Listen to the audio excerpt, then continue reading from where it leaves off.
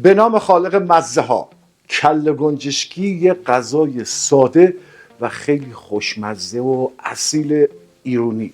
تهرانی ها عقیده دارن که کله گنجشکی غذای اصیل و محلی تهران هستش، ولی اقصانقاط ایران به روش های مختلف این خوراک خوشمزه رو میپزند. به نظر شما کله گنجشکی غذای مخصوص و محلی کدوم منطقه هستش؟ برای کله گنجشکی احتیاج داریم به گوشت چرخ کرده، سیب زمینی، پیاز و یک سری ادویجات و مواد که در روند آموزش خدمتتون عرض میکنم. به اندازه ها و مقادیری که میگم خوب توجه کنید. برای 500 گرم گوشت چرخ کرده احتیاج داریم به یک دونه پیاز متوسط که باید با قسمت درشت رنده تو یک ظرف جادار مناسب رندش کنیم. پیاز رو اگر با قسمت ریز رنده رندش کردید حتما باید آب پیاز رو بگیرید. به این دلیل با قسمت درشت رنده کردیم که احتیاج به گرفتن آب پیاز نباشه. برای 500 گرم گوشتی که گفتم یک قاشق غذاخوری پودر نخود به پیازها اضافه میکنیم. به ادویه ها خوب توجه کنید. یک قاشق چایخوری زردچوبه، یک قاشق چایخوری فلفل سیاه و یک قاشق چایخوری هم نمک، این رو هم اضافه میکنیم به موادمون. گوشت رو به پیاز و ادویه ها اضافه میکنیم و خوب مخلوطش میکنیم.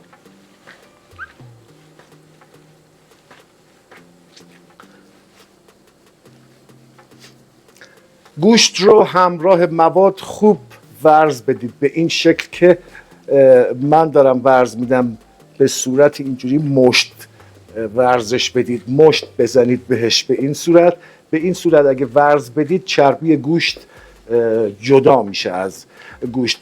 ترکیب گوشت هم میتونه از ترکیب گوشت گوساله و گوسفند باشه. خوب حدود 10 تا 15 دقیقه به این صورت ورز میدیم گوشت و مواد رو که کامل یک دست و چسبناک بشه.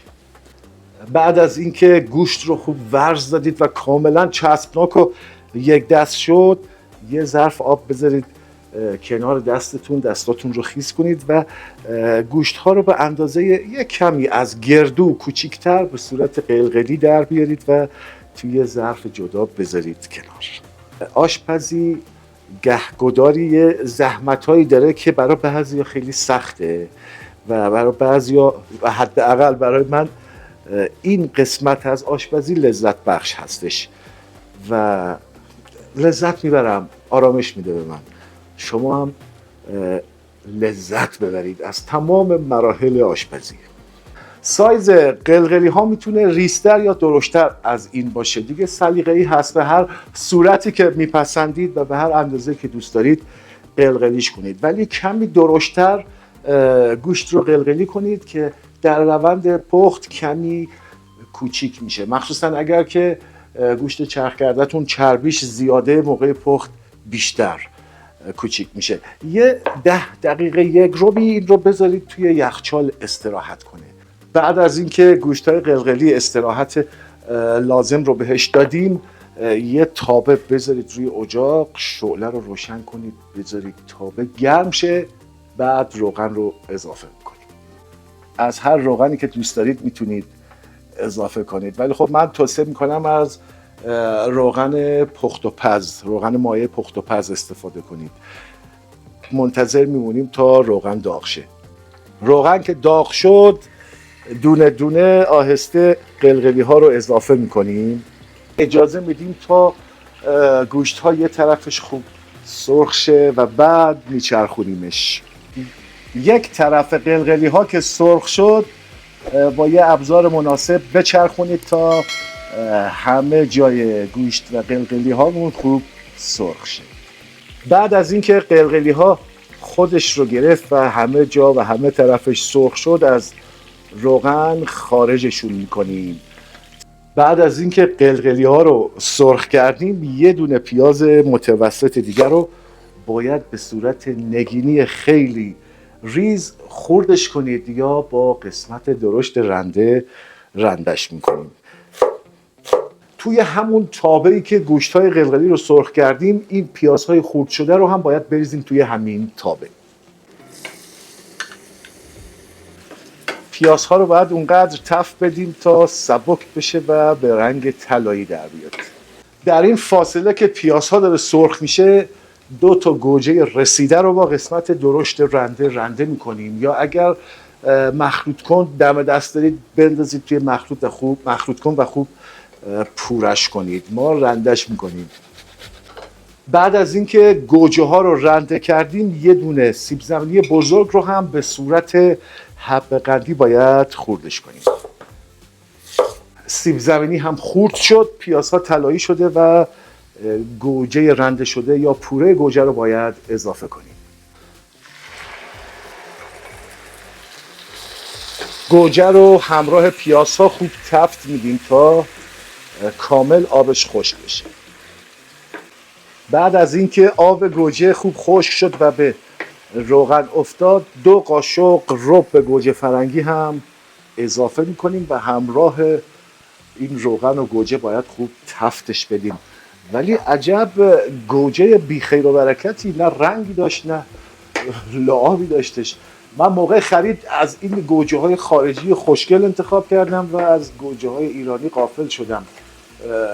این گوجه خارجی ها قیافه داشت ولی خب رنگ نداشت. دوستان توجه کنید که میتونید فقط از رب گوجه فرنگی استفاده کنید و گوجه استفاده نکنید، و یا برعکس فقط از گوجه بیشتر میتونید استفاده کنید و تمام رنگ غذا رو از گوجه بگیرید. سلیقه‌ای هستش ولی ترکیب روغن و گوجه به خودی خود خیلی خوشمزه تر میشه. رب گوجه فرنگی هم خوب سرخ شده و رنگش آزاد شده. مقداری آب اضافه میکنیم. مواد رو با آب خوب مخلوط میکنیم تا کاملا یک دست بشه. سس داره یواش یواش شروع میکنه جوشیدن. توجه داشته باشید 1/3 استکان یا 4-5 قاشق آب لیمو اضافه میکنیم. قلقلی ها، گوشت های قلقلی رو تست کنید و بر اساس اون نمک سستون رو هم تنظیم کنید. من گوشت رو تست کردم، 1 قاشق چایخوری پر نمک کافی بود، نصف قاشق چایخوری فلفل قرمز و نصف قاشق چایخوری هم فلفل سیاه نیمکوب. ادویه این خوراک همین ها هستش. مخلوطش میکنیم کامل با سس. در روند پخت میتونید مزه رو تست کنید و ادویه های لازم رو اضافه کنید. سسمون که یه قل ریزی زد، سیب زمینی ها رو اضافه میکنیم. خوب همه جای تابه پخشش کنید.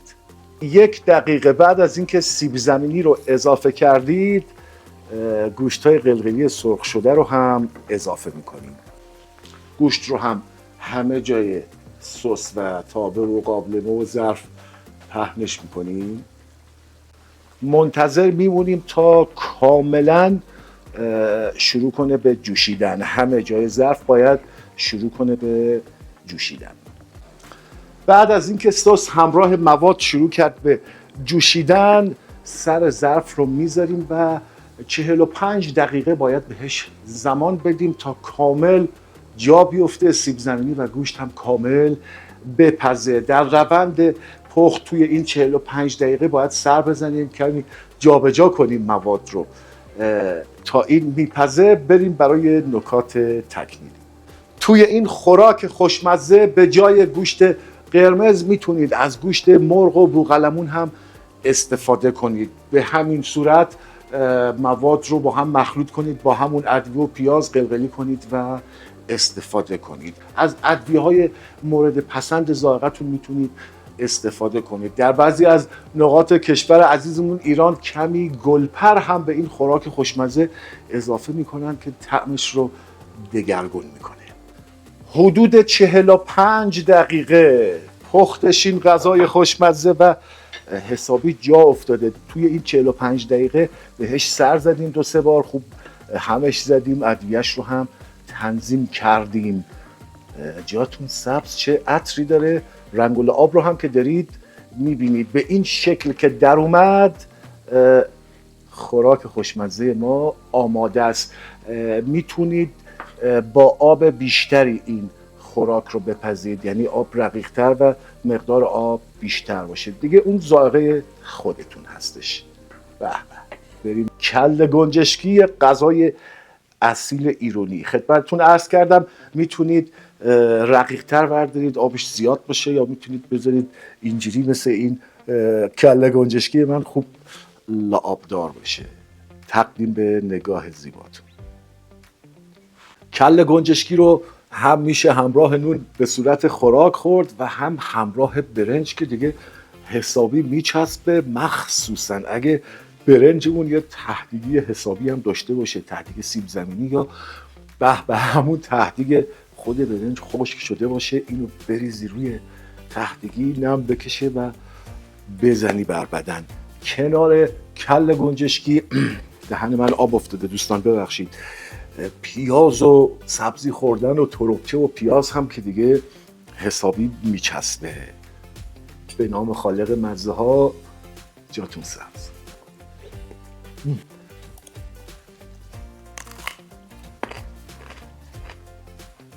عالی شده، عالی.